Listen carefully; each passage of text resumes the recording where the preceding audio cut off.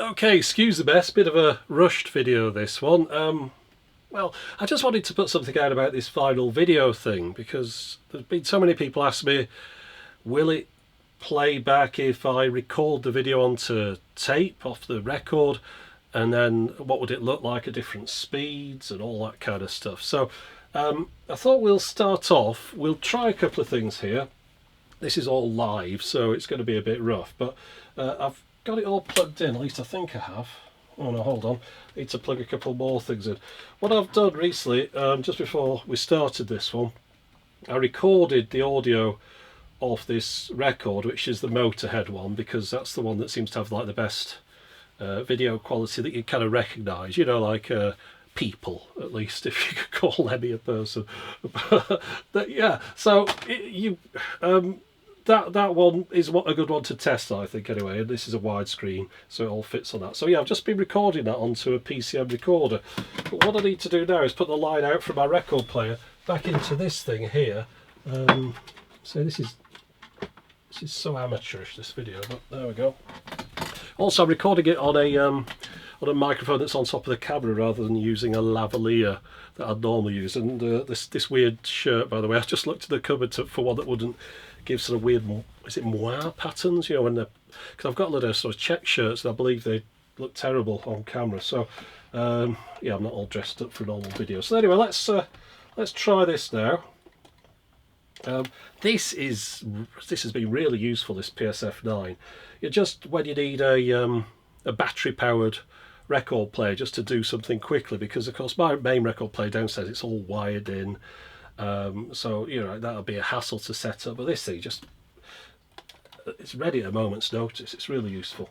Right, so we'll set this off going, and hopefully it'll start appearing on the screen. We're going to see what it looks like at different speeds. I've lost the monitor that I normally have on top of the camera, so I've stuck another one over there. So if I keep looking over there, it's not like there's something exciting happening, it's just that's where my monitor is. Right, so I've got it on the wrong setting. I need to have it on the line input.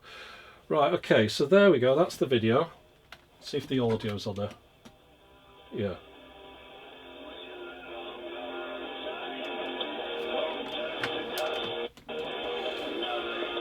Now, you'll notice there, the image is a little bit sort of dark. You've got this dial on the front here. It's like your video gain control. So if I turn it all the way up, it's kind of gaining the audio and the video at the same time, and obviously the other way does the same thing. So you've got to kind of just get your balance out to the best point.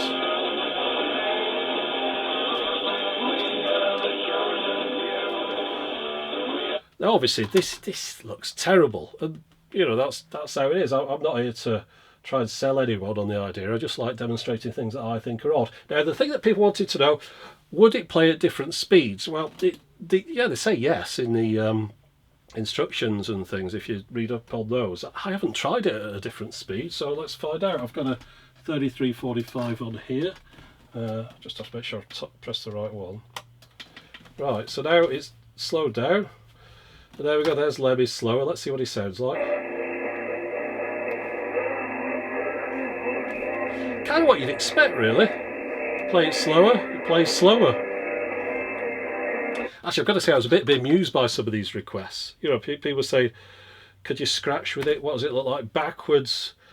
If you record it onto a tape, does the tape look the same and things? I mean, it's an audio signal, so it's going to be subject to all the normal things of an audio signal. If you play it slowly, it's going to sound slow. If you record it to something else, then play it back, it's going to be reduced in quality. That's the reason I didn't do any of these things. I just thought that was it. It was assumed. But you know, I'm just me. That's just how I think. I know a lot of people think, you know, the way they want to see things. They want to see something demonstrated. So fair enough. That's what I'm here for. I mean, I don't mind. But yeah, that's why this is a little bit shoddy as such, because I'm just doing this quickly. I didn't think it was worth doing a proper video all about this. I'd imagine there's a couple of people, if I move this out of the way, I'll just get the record out of it actually first. There, no, it's not the way to handle a vinyl record, but truthfully I'm not too fussed about these ones. Right, so I'll just stick that back in there. Yeah, no, I was going to say, if I move this out of the way, people are going to say, Oh, what's this thing behind? It looks a little bit like the Sony, doesn't it? This is a radio I got from Japan. This is a Clarion radio. Completed the work to rid a Lee mum's home of rats. Rebecca Asquith took to social media. Oh, great. Anyway, so a little speaker in the middle. It's all glass, this. It's in a glass jar. Interesting looking thing. I actually bought it thinking it was more interesting than it was. It's got little orange like indicators here for the volume and for the tuning. And I thought those were those Nixies. Is it Iron 11s or something? Or the Nixie that they use for thermometers. I've got one up here somewhere actually. But so I thought, oh, it's cool, a radio with Nixie tubes in. No, my mistake. That's just what it looked like on the pictures. Right. Now one thing I didn't do, and I should do it, I'll plug the record player back in.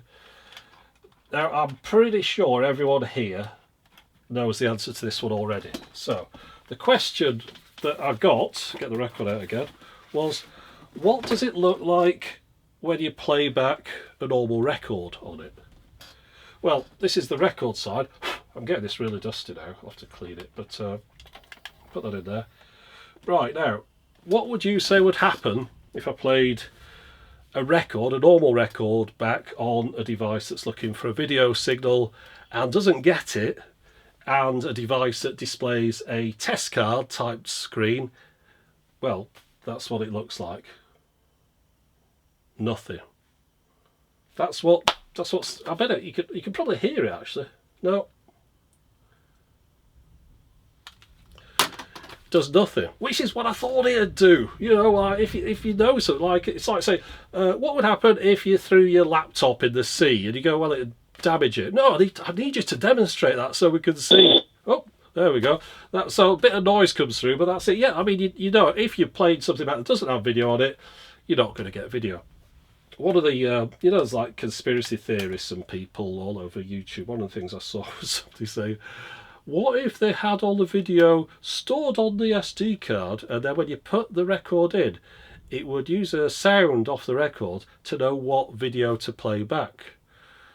Okay. But then, as you saw then, I was playing it back slowly, so I don't think that's anything to do with it. And obviously, I mean, I could look on the SD card, and so could anyone else. I mean, that'd be a pretty weak fraud to perpetrate, wouldn't it? Especially if somebody wants to bring out a new vinyl video record, it doesn't have the appropriate video on the SD card.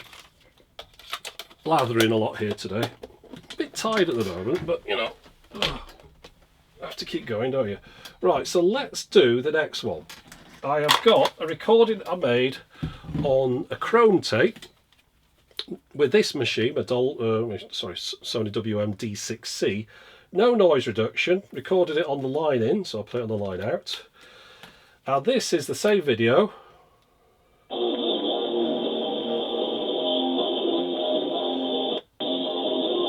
Now you see it's severely degraded there.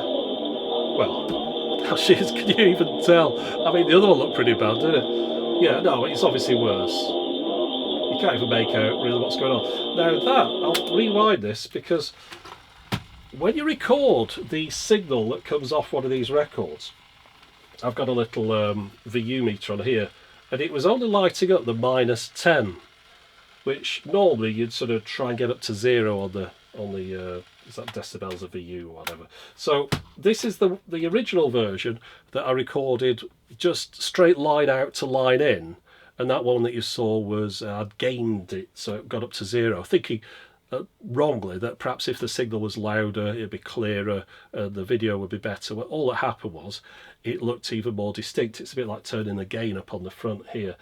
So this one might take a second or two to appear on screen, because I think I press record, press start the record player, and of course the arm moves up. Right, here we go.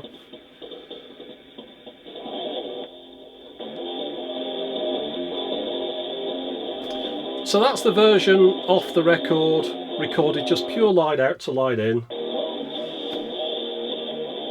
And as you can see, by degrading the signal quality, we've degraded the video quality.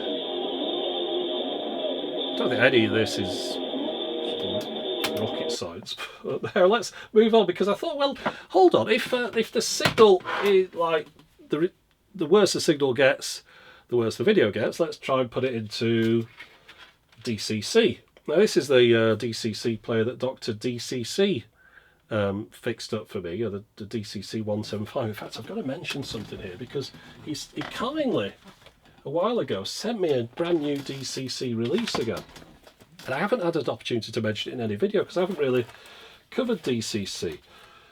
But yes, Sergeant 606, it's still sealed because I thought I'd open it up in a video, but I haven't had the opportunity to. But I listened to the music online. I actually like the music on this. You know, it kind of seemed to be something that I'd enjoy listening to. 11 tracks on here. So yeah, this was the sort of latest release, all sealed and on a proper DCC with the labels on it and things. So yeah, SGT.606 from the DCC Museum. Just look for DCC Museum. He also sent me a single by Jeremy Hyden. Presents intro, outro. Interesting. So yeah, sorry, I haven't. I know Dr. DCC is a patron, and I haven't had the opportunity to feature those in a video. I'm still trying to figure out a way to do it, but I just haven't had a video that's mentioning DCC apart from this one, which is why I've done it. Right, so I've got my recording here on this DCC. Let's press play. Now, I only did this recording last night. I didn't really look at it back, so hopefully it does look a little bit better. It should start around the 0 point. Oh, you know what? How it'll sound better is if I attach up the DCC to the TV. So let's do that. Line output. Ooh, it's like I'm a DJ straight in.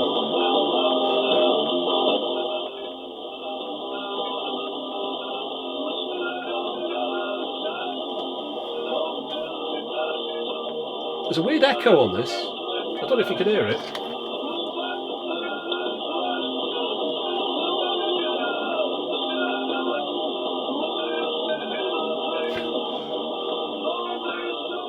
You can hardly, I mean, it's kind of lemmy, isn't it? But it sounds really weird there.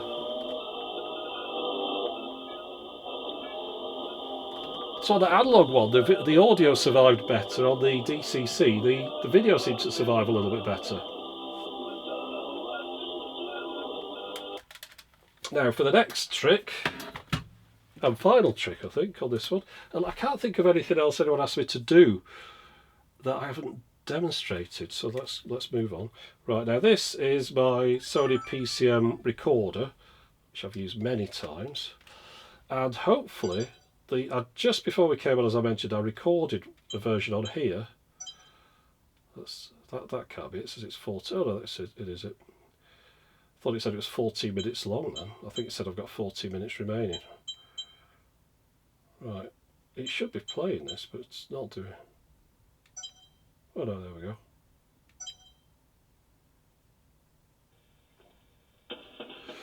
Right.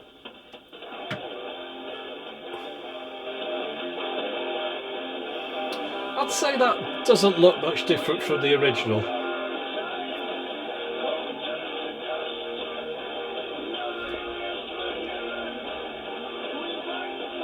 So there you go. If you record the sound and play it back through the decoder, you get the video. Play the sound back at a worse quality, the video looks worse. That's kind of it really. But it proves it's transportable as a format, and I notice a lot of people are sort of linking me to an image today that Kanye West posted a photo of a mini disc. And everyone said, "Oh, is this going to be the new album on mini disc?" Well, I hope it is. That'd be quite interesting. It might get a few people to watch the mini disc video. But I wish I could get that much interest by tweeting out a photo of a mini disc. Now, talking of this vinyl video thing, you might have noticed it ended up on Gizmodo. I don't know if that's Down 21 supports me on Patreon, because I know a couple of people said, "Oh, well, we'll see if we can promote it a bit." Maybe they got in touch or something. And I had a feeling for a while. I thought, oh, if I get a video featured on Gizmodo or something, that'll really boost it up as far as the ratings go. And And it's been a couple of years since it happened, you see. So the last time it happened, it was a big deal. I thought, oh, this will be, if that happens, it'd be great. So it happened, and I don't think it did an awful lot of difference.